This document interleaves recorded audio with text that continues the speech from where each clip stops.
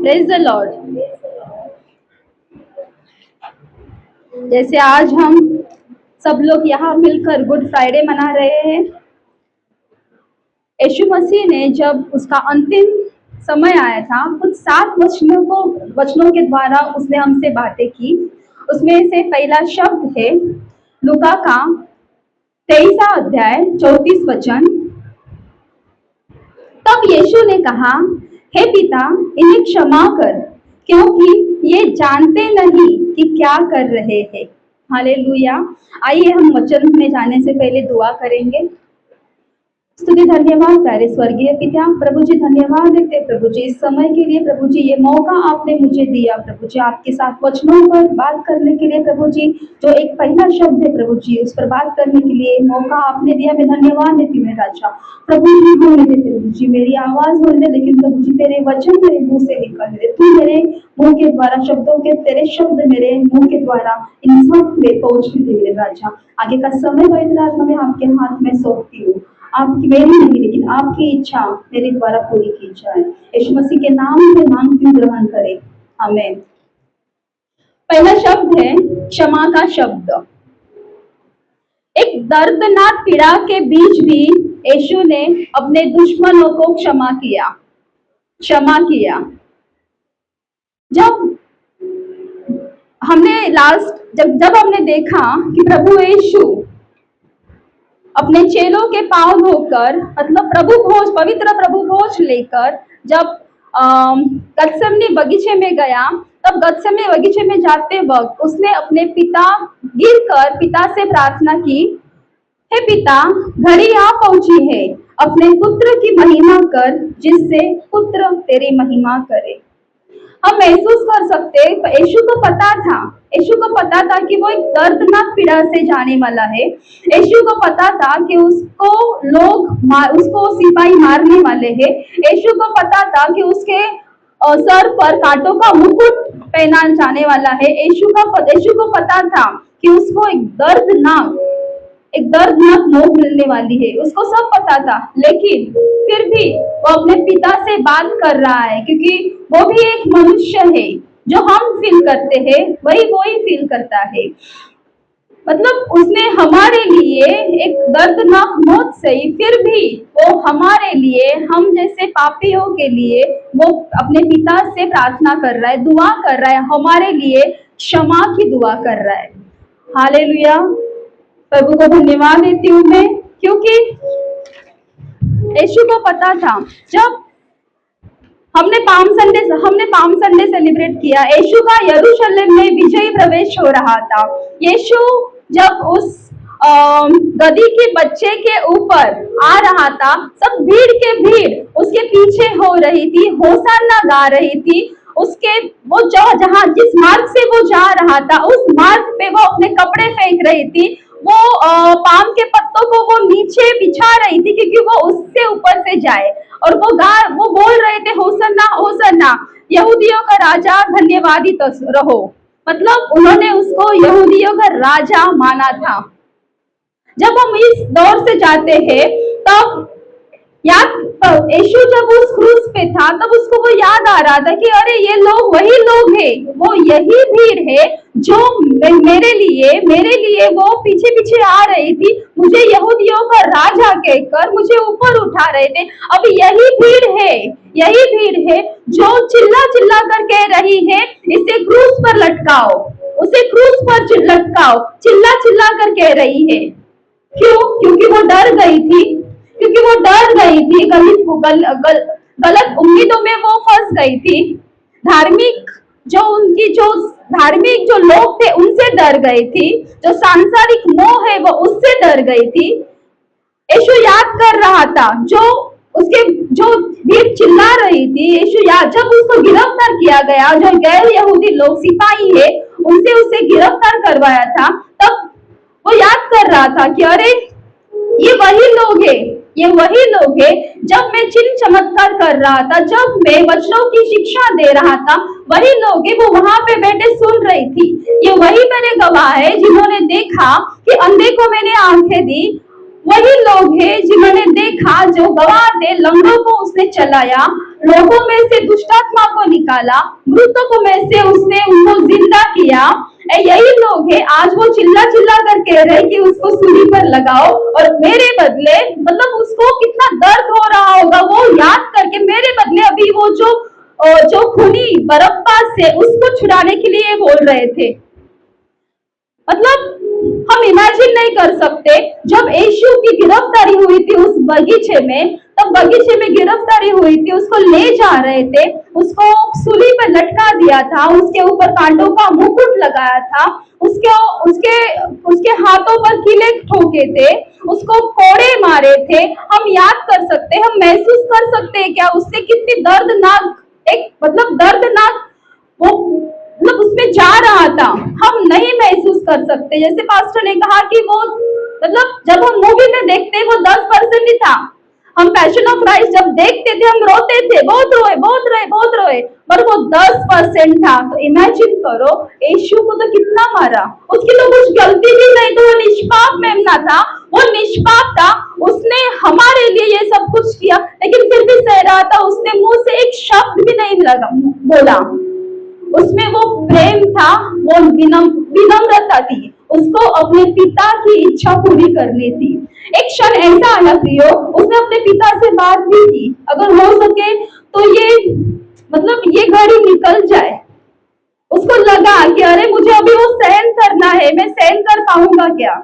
उसने बात भी की, उसको लगा पिता सुन सकेगा, लेकिन पिता ने हमारे लिए, पिता ने उसको मनुष्य के पुत्र के रूप में भेजा था। वो बोला ठीक है वरन, ठीक है मेरी नहीं वरन तेरी इच्छा तू पूरी कर, क्योंकि ये सब होना ही था, ये सब करना ही था, उसको ये सब झेलना ही था, उसको उससे जाना ही था। जब उसको क्रूस पर लटकाया तब वो सिपाही उसके ऊपर हंस रहे थे, उसको ताना मार रहे थे, उसके ऊपर थूक रहे थे, उसको भाला मार रहे थे। हम नहीं इमेजिन कर सकते कि यीशु ने हमारे लिए, हमारे पापों के लिए कितना कुछ सहा। उसको अपराधियों के बीच में खड़ा किया, उसका क्रूस 2 अपराधियों के बीच में खड़ा किया, क्योंकि भविष्यवाणी थी यशायाह 53 में वो पूरी होनी थी। उसके वस्त्रों को फाड़ा, उसके वस्त्रों के 4 भाग किए, उसके वस्त्रों के लिए उन्होंने चिट्ठियां डाली, क्योंकि वो भविष्यवाणी थी जो पूरी होनी थी। प्रियो आज हम देखते हैं, आज हम जब यीशु के क्रूस पर देखते हैं तो आज हम वैसे हैं क्या? फिर भी इतना सब कुछ उसने सहना, फिर भी वो बोल रहा है हे पिता इन्हें माफ कर, क्योंकि वे नहीं जानते कि वो क्या कर रहे हैं। वो नहीं जानते थे कि वो क्या कर रहे, वो नहीं जानते कि जो हमारा उद्धार करता है, जो परमेश्वर का पुत्र है, वो जिसको हम बोल रहे चिल्ला चिल्ला कर मारो, उसको सूली पे डालो, वो है, वो नहीं जानते थे। यीशु को बुरा लग रहा था कि पिता देख के क्या हो रहा है। वो जब सोचता ही रहे, मतलब उसने मुंह से एक शब्द भी नहीं बोला, उसमें कितना प्रेम भरा था, यीशु के दिल में कितना प्रेम भरा था, क्योंकि उसको पता था उसके आने का उद्देश्य, इस जगत में आने का उद्देश्य वही है, क्योंकि परमेश्वर ने उससे ज्यादा हमसे प्यार किया, इसलिए उसने अपना एकलौता पुत्र हमारे लिए सूली पे लटकाया। क्योंकि परमेश्वर ने जगत से इतना प्रेम किया कि अपना एकलौता पुत्र हमें दिया, क्योंकि हमारे पापों की क्षमा की जाए, हमें सार्वकालिक जीवन मिले, वो उसी के द्वारा। तो कभी तभी मिलना था हमें जीवन, हमें तभी हमारे पापों से मुक्ति मिलने वाली थी जब यीशु उस क्रूस पे चढ़ेगा, उसको कोड़े खाने पड़ेंगे, उस पे कांटों का मुकुट चलाया जाएगा और उसको खिले मारने पड़ेंगे, तभी ये सब होने वाला था। फिर भी वो हमसे इतना प्रीति करता है, इतना प्रेम करता है कि उसने कहा हे पिता, हमारे लिए वो अपने परमेश्वर पिता से प्रार्थना कर रहा है, हे पिता उनको क्षमा कर, ये नहीं जानते कि ये क्या कर रहे, कि पिता सच में, हमारा पिता हमसे बहुत प्यार करता है। जब हम देखते हैं कि उसने जब रोमी साम्राज्य में, रोमी में एक मतलब वो लोग जब जहाँ सूली पे चढ़ाते थे, उन्हीं लोगों को चढ़ाते थे जो व्यभिचार करते थे, जो खून करते थे, जो डकैती करते थे, उन लोगों को सूली पे चढ़ाते थे। और वही यीशु पे चढ़ाया था, जो निष्पाप था हमारे लिए, क्योंकि हम वैसे, हमने व्यभिचार किया, हमने खून किया, हम पापों में थे, हमारे लिए उसको वहां पे दिया, छोड़ा, हमारे लिए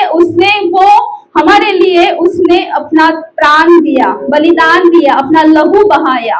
परमेश्वर को धन्यवाद देते उसके पुत्र के लिए, क्योंकि वचन कहता है, हम वचन देखेंगे, वचन कहता है, हम तो शरीर के लालसा में चलते थे, हम तो शरीर के लालसा में चलते थे, अर्थात व्यभिचार, अशुद्धता, कामुकता, मूर्ति पूजा, जादू टोना, बैर, झगड़ा, ईर्ष्या, क्रोध, मतभेद, फूट, दलबंदी, द्वेष, मतवालापन, रंगरलिया तथा इस प्रकार के अन्य काम हम शरीर की लालसा में करते थे।